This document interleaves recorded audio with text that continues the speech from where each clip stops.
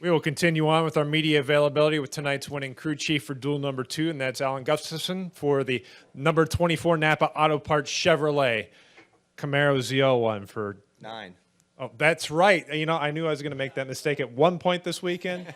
Thank you. The number 9. Out of the way the early. number 9 Hendrick Motorsports Chevrolet. Alan, once again in victory lane in a dual race here. Please tell us what the key to victory was tonight. Well, I think for us, obviously having a fast car paid a lot of dividends, and we put an emphasis on getting our car to drive good, and I think that showed up because he was able to make some moves and work through traffic, and ultimately we got a pit road penalty from a violation, and we were able to take a little bit of advantage of that and put 4 tires on and drive back to the front. So, the car handling wells is the key criteria, and then obviously it's got some pretty good speed. I think to be able to make the move on Danny was a pretty good indication of the speed in the car. So a pretty good executed race besides our pit stop penalty there. Okay, we'll open the floor for questions. If you have a question for Alan, please raise your hand. We'll get a wireless microphone to you. We'll start with Kenny Bruce and then go to Dustin. Kenny, you dropped your wallet. Yep. Kenny Bruce with KennyBruce.net. Were you worried at all about tearing the car up tonight?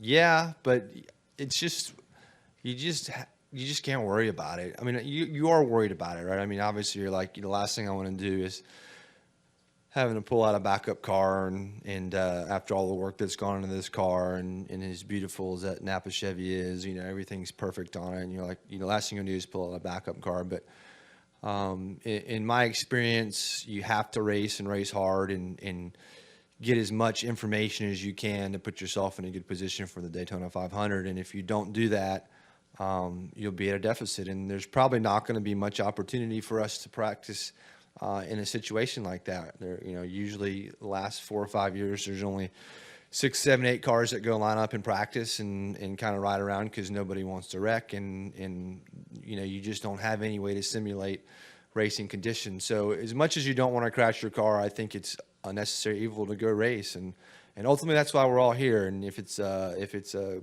dual win or the Daytona 500 you want to win, I mean, being in victory lane here is very special. So we knew we had to race and accept the risks. Certainly understand what Alex Bowman did, and Greg's focus was to get the pole, and he did it. He did a good job with it and had a really fast car, and there's some there's very much a lot of positives that's going to come with that for Greg, with pit stall selection, starting position, and a lot of good things. And ultimately the penalty he's going to pay is not having a lot of drafting practice with his car. So, you could have very easily, to me, in his situation, we've been fortunate enough to win a fair amount of poles here. It's kind of like a bird in the hand, right? He's got something in his hand. He's got something gained throughout the week, and he can use that to his advantage. Now, ultimately, he didn't get much practice tonight, and that's going to hurt him, but certainly we did, and he can lean on us a bunch for that. So, we took a little bit different strategy, and we felt like that racing was going to be the premium. The cars are going to have to drive a little bit better, so we focused on that, and it paid off for us tonight. Dustin and then to Bob. Dustin Long, NBC Sports. Obviously, you nearly won the 500 last year, so you guys have been in that position. Chase has been in that position. But for somebody as young and relatively inexperienced and compared to some of the veterans, how has he progressed even in the last year in this type of racing? Is it more on the track? Is it off the track? And what have you kind of wanted him to work on? I think if you kind of start, since we've worked together, our first Daytona 500 was kind of a disaster. We sat on the pole and ended up wrecking lap 30 or something, and ultimately in that position, I don't think I gave him the right car or the right setup and didn't put him in a position to succeed, and we didn't have our communication down. But since that point, I feel like really not even the next year, but really the next race at Talladega, he and I made leaps and bounds in understanding what he wants in the car to race. And ultimately, when we gave him what he wants to race, he was pretty instantly very, very competitive. So I think we got 90% of it right away, and then he's just continuing to work on it and work on it and work on it.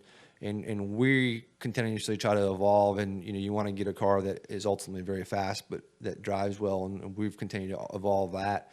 He's continued to evolve his craft, and I think we're getting better and better and better. And these races are really, really tough. I've never won a plate points race. It's really hard to do. You've got to, I don't know how to do it, obviously, because I haven't done it. But, we continuously put ourselves in position, and I think when we keep doing that, ultimately we'll get a trophy. Is there enough time? Obviously, we've seen the strength of the Ford cars so far this week. And obviously anything can happen Sunday, I understand that. But between now and Sunday, is there enough time to get your car and maybe some other people to have their cars better to where you can fend off the Fords, and in the likelihood that there's going to be 2 or 3 Fords up front that you're probably going to potentially have to hold off or get around to win the race? I thought we just did. Didn't we? I mean, that was 2 of them. I think they had 3. I mean, obviously Joey's good and Brad's good, but I feel like we're as good as any of those guys. And I know ultimately there's a lot of talk around the Fords and how they're working together, but it wasn't Ryan didn't think twice about Chuck and Brad, so I don't know how well they are working together. Good, Bob. Bob Pockris, ESPN. Have you been waiting for this weekend since a year ago? I have since Homestead. probably, not necessarily a year ago. But no. I don't think, last year was obviously a disappointment running out of fuel with, whatever it was to go a couple laps, but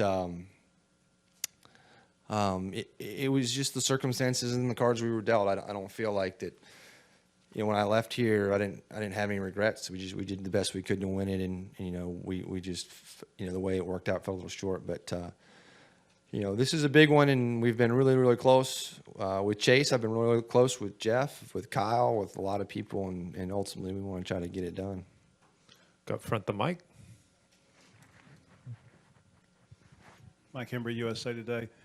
Alan, where do you fall on the scale of you can have speed on this end or you can have handling over here? Are you looking for a happy medium, or do you want more of one than the other? I want our car to drive better. I think that handling's the premium, and I think it's going to be really exaggerated on Sunday. So that's our opinion, and really we had that opinion tonight. And if we were going to get hurt in a race from that, it would have been tonight with the cool conditions, I think. And I still feel like our car driving well, proved out to be an advantage over guys who ultimately had faster cars. And we know that everybody impounded these cars, right? We know that we don't have the fastest car if you're going to go run a lap by yourself. But ultimately, I feel like we've got one of the better driving cars and a really, really good driver. So I lean towards handling. I do think at the end of the Daytona 500, when it gets a little bit cooler and it could be a circumstance where you've got tires and it's just the all-out 10-lap, push fest. Who knows, right? I mean, somebody could come from 4th row and have this huge run and win the race, but I don't feel like that's a good way to say, hey, I want to, have a fast car and just hope I get the right run the last lap. My philosophy is to have a car that drives good, that can be up there all day in contention, and that's ultimately what we're going to go with. Any additional questions for Alan? Alan, congratulations on the win tonight. Good luck on Sunday in the Daytona 500. Thank you. Appreciate it. If I can have your attention here in the media center. We are now joined by the winner of tonight's second Can-Am Duel at Daytona, and that is Chase Elliott, driver of the number 9 Napa Auto Parts Chevrolet for Hendrick Motorsports. And Chase, another wild race here at Daytona International Speedway. What was the secret that got you the victory lane tonight? Well, first off, a really fast car, first and foremost, and secondly, I think just a big push by Kevin at the right time. It was timely, and just the way it kind of worked out, was able to get by Denny before the lane completely got single file. Then was able to kind of halfway control the top and how it continued to run, and was hoping that those guys would give each other a hard time there towards the end and would hopefully take some pressure off me. So fun night for sure, fast car. Did it last year, so the big trophy is the one we want. Okay, we'll open the floor for questions. If you have a question for Chase, raise your hand. We'll get a wireless microphone to you. We'll start with Joseph and work our way around and go to Bob. Thanks. Joseph Walken, frontstretch.com. How important is it for you to start the season off with a new number 9 car, get that win, carry on your dad's legacy? Yeah, it was car looks good. I'm a little biased, but the 9 looks pretty good there on top of the scoring pylon. So I would love to have it there more throughout the season. Like I alluded to a minute ago, we were able to do this last year and win our duel. The one on Sunday is the one we want, and that's the one that counts, and the one that everybody's after. Obviously, a lot of racing after that too. So, this is an exciting event. Having the duels, I think, is pretty cool. But man, the kicker would be to have a good run Sunday, and that's where our focus is at. Go next to Bob, then to Jordan, then to Mike. Bob Pockris, ESPN. Has the finish of last year's race kind of stuck in your craw, and have you been kind of waiting to get back to this event? Yeah, definitely. Last year was a bummer. Unfortunately, the beginning of many bummers throughout the season. I hope that's not the trend this year. I hope tonight's more the trend, but time will tell, I guess. But definitely, think about it. Some, but on the same token, I feel like we played our cards the best we could last year. I don't really know what we would have done any differently. And as I've told you guys before, the ones where, I feel like we could have done something differently, or I could have done something differently to change the result, are the ones that frustrate me the most, knowing that last season in this event, I feel like we did the right things with the position we were put in. Doesn't make me as frustrated, just because I felt like we played our cards well, and we couldn't help how the circumstances ended up. Jordan? Jordan Bianchi, SB Nation. Chase, looking back to your first Daytona 500 2 years ago, can you tell me how you've changed as a driver in restrictor plate races and how you've improved? Yeah, I mean, I hope I've gotten better for sure. Would like to, if we make it past lap 20 on Sunday, then we've done better than my first event down here. So, I think that overall, as a team, I think we've done a better job of setting our cars up and making our cars faster and drive the way I want them to drive. Our communication's better. My communication with Eddie has gotten better. His communication to me, what I'm looking for. I think all that stuff is just, over time, it develops, and you hope it's improving as we go along as well. So I hope we haven't peaked. I hope we continue to work at it, get better, and find some better results in the big shows. Go to Mike and then to Jerry. Mike Kimber, USA Today. Early evidence indicates the cars are reacting differently from last year, maybe significantly differently. Is that going to impact what you might or might not be able to do when you have to do something late in the race?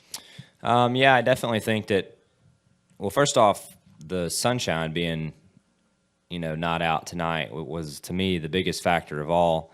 I think the sun and the heat on Sunday is going to play a pretty big role in the race and how people's cars drive, how they react in certain situations. I got in a bad spot there. I tried to, I thought Eric was going to take the top, and I tried to scoot the middle. Got both of us in kind of a bad aero spot. Unfortunately, he got the bad end of the stick. Didn't mean to turn him around, but kind of just the aero, the cars are already so unstable. I mean, you don't even have to touch them, to make that happen. So I think all of us being aware of that more is going to weigh on our minds, and just try to, keep from wrecking people, because when that happens, you're taking a big chance of wrecking yourself too. So we'll just have to be smart. I'm sure everybody's paying attention to it, and I think it's going to be key to have your car driving pretty good on Sunday, which is exciting. I think that's what everybody wants back down here. Jerry? Jerry Jordan, KickinTheTires.net and PRN. Blaney said he would probably want some changes for his car on Sunday to do something different. Are you happy with the setup you have, or you found what you need for Sunday in the race, or do you want something different as well? Yeah, I want something different for sure. I think that, you know, the nighttime and the cooler conditions tonight, I think, covered up a lot of handling conditions that won't necessarily be the case, or I don't think will be the case at all on Sunday. So I think if you're not taking tonight's information and trying to learn from it, you know, I think that's a mistake. Go to George, then to Dustin, then to Mike. Yeah, Chase, back here. George Diaz, Orlando Sentinel. Congratulations.